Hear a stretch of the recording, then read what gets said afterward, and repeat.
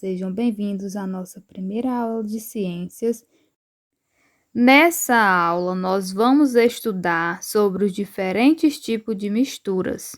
Mas você sabe o que é uma mistura? Muito bem, uma mistura é quando nós temos um sistema formado por duas ou mais substâncias, sejam elas simples ou compostas. E normalmente nós podemos ter dois tipos de misturas diferentes. Uma mistura que a gente chama de homogênea e uma mistura que a gente chama de heterogênea. E qual é a diferença entre elas? Uma mistura é classificada como homogênea quando temos apenas uma fase e ela é classificada como heterogênea quando temos duas ou mais fases. Vocês sabem o que é uma fase? É uma porção, ou seja, uma camada distinguível de uma mistura.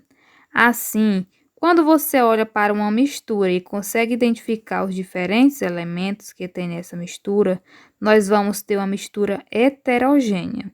E no caso contrário, a gente vai ter uma mistura homogênea.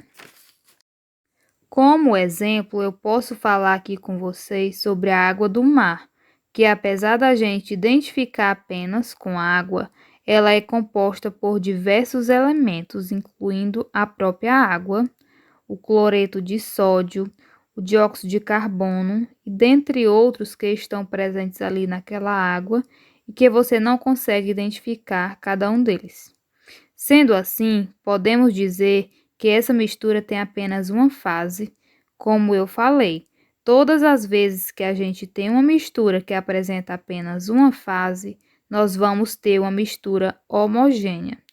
Outro exemplo dessa mistura é a água com sal ou água com açúcar. Se você pegar um pouquinho de sal e colocar na água e misturar, você não vai conseguir identificar onde termina a água e começa o sal, porque você vai ter uma mistura homogênea. Porque a água com sal ou a água com açúcar vai apresentar uma única fase. Esses exemplos que falei são de misturas homogêneas. Mas o que é uma mistura heterogênea? Como eu falei no início do vídeo, uma mistura heterogênea é aquela mistura em que você apresenta duas ou mais fases. Se você pegar um copo, colocar um pouquinho de areia, um pouquinho de óleo e um pouquinho de água, você vai conseguir identificar claramente onde está a água, onde está a areia e onde está o óleo. Então, assim, nós vamos ter nessa mistura três fases diferentes, tendo aí uma mistura heterogênea. Espero que vocês tenham gostado e aprendido o conteúdo. Vou estar postando a atividade no grupo da turma. Qualquer dúvida é só me chamar. Um forte abraço e até breve.